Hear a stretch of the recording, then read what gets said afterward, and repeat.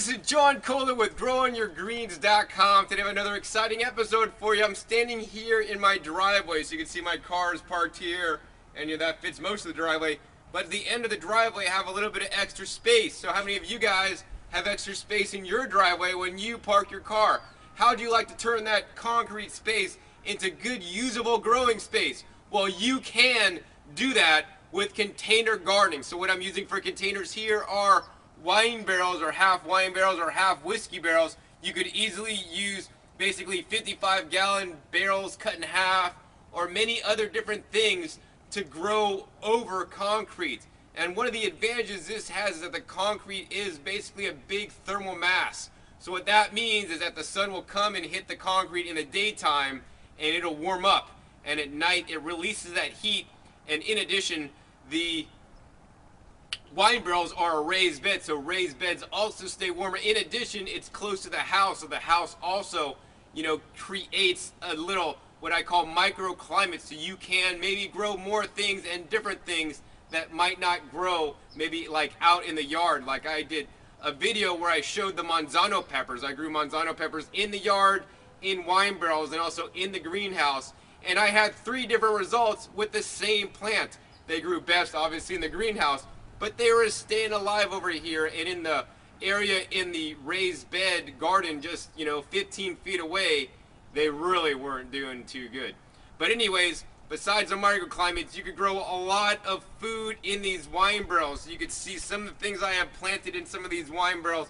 In the closest wine barrel there, I did have an episode on that, planting garlic in a wine barrel. I forget how many plants I have in there, maybe 30 plants in that wine barrel. They're coming along really good. They've been growing throughout the winter time, doing really well. I planted some more garlic and some evergreen bunching onions in this barrel, and these garlics were planted probably about a month later than these, so they're not quite doing as well, but they're taking off, and we just planted the evergreen bunching onions in there, so hopefully they're gonna mature and do real well.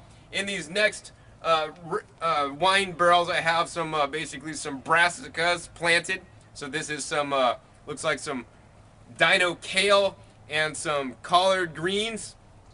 Next we have some basically some more dinosaur kale. Now dinosaur kale, they can grow for several years and produce good crops. So while it is not a perennial vegetable like my perennial tree collards, it is a long-lasting kale. So if you want a long-lasting kale that you could plant once and it'll grow for quite a while before you have to basically replace it, I recommend the Dino Kale or the Red Russian Kale are 2 that I've had actually really good success with, especially here in the summertime when it gets warmer and most other kales would go to bolt. So here we also have some ornamental kale. Looks really pretty in the middle of the wine barrel, growing really good. Next door here we have an arugula plant that's gone to flower. So we have so many different flowers on this arugula plant.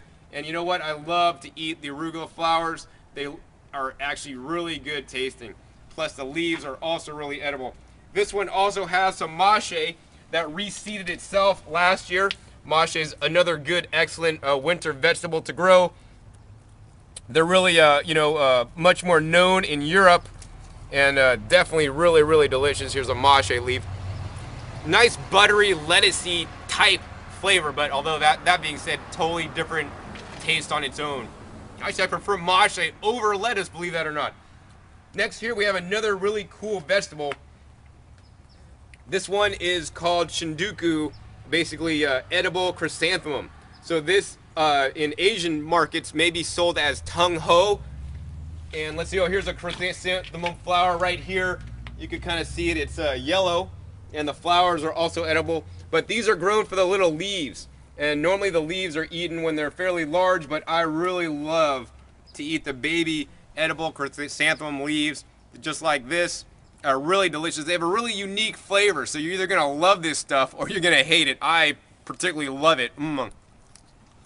So delicious and so good. Has unique, good flavor. So over in this wine barrel, we had some celery planted. It did go to seed, and now more celery is coming up. So actually, here's like 1, 2, 3, 4 more plants coming up here, and here's like 3 plants coming up here. I didn't even plant these. I guess some of the seeds dropped and they sprouted up. We also have some chickweed, growing on its own in here that we didn't plant either. So that's definitely really good. And take a look at this celery, the base of this celery. I mean, have you ever seen red celery? This is actually called red venture celery. So the stalks on this celery are red. Let's go ahead and pull one of these off so you guys can see that. Look at that, red celery. Have you ever seen such a thing? And once again, I like to stress that you should be eating your foods of color. I mean, eat these different varieties of foods because they have probably different antioxidants than a normal green variety. Wow, that's the best celery I've ever tasted. So fresh, so moist, and actually this is the best time to pick it when it's nice and young. It does have a stronger celery flavor, but man, this is a really good flavor. Red celery. What will they think of next? So the last two wine barrels over here that we're going to talk about today, one of them, once again, I planted all bok choys. The bok choys are really nice because they basically grow really fast, produce a good crop, and then you could basically, they're done and you would pull them out and replant for the new season because, pretty soon, it's March now, pretty soon we're going to be planting for the summertime. And so summertime, most of it's going to completely change. We're going to plant some summer crops, including cucumbers, tomatoes, and peppers. In any case, we got bok choy in this bed. It's going to be done by the time we're ready to plant for the summertime. And back here, we basically planted some chickweed, and you can see the chickweed is growing up my little trellises here that were actually used for the tomatoes. And it's just wrapping its way through. They're going to seed, and it looks like they're going to be dropping lots of seed. And pretty much, on this property for the next, I don't know how many years, there's always going to be chickweed growing. So I think that's only a good thing. Other than that, here's another plant. I think it's once again, it's a brassica family. And it has these beautiful yellow blooms. And I want to, encourage everyone to, pick your flowers and eat them too. The flowers have the pollen. They say, the bee pollen is so good for us, but many people fail to remember that the bees collect the pollen from flowers like this, and they concentrate them. So you could let the bees do your work, or you could pick them yourself and eat them up yourself. And all the flowers are different colors, and once again, different colors means different antioxidants, and you should eat the rainbow. So I hope you've enjoyed this episode showing you what I'm growing in my driveway in these wine barrels. And I want to encourage you, if you have an extra driveway, park at the end near the sidewalk, leave some space up near your garage, put some wine barrels in, and start to grow some food. It really is that easy. Basically, you're just going to get a half wine barrel or other suitable large container, fill it with some good organic compost, and make sure you add those rock dust minerals. The rock dust minerals adds basically the trace minerals back into the soil so that you will have healthier plants. And when you have healthier plants, they grow larger, produce more, they're more bug and disease resistant. Plus, when you eat those plants, now you're getting the minerals, and you don't need to take a mineral supplement, in my opinion. Of course, you should consult your medical provider before you make any dietary changes. So once again, this is John Kohler with growingyourgreens.com. We'll see you next time, and keep on growing in your driveway.